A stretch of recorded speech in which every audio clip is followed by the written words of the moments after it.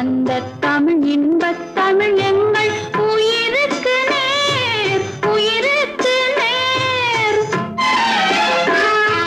தமிழுக்கும் அமுதென்று பேர், அந்த தமிழ் இன்பத்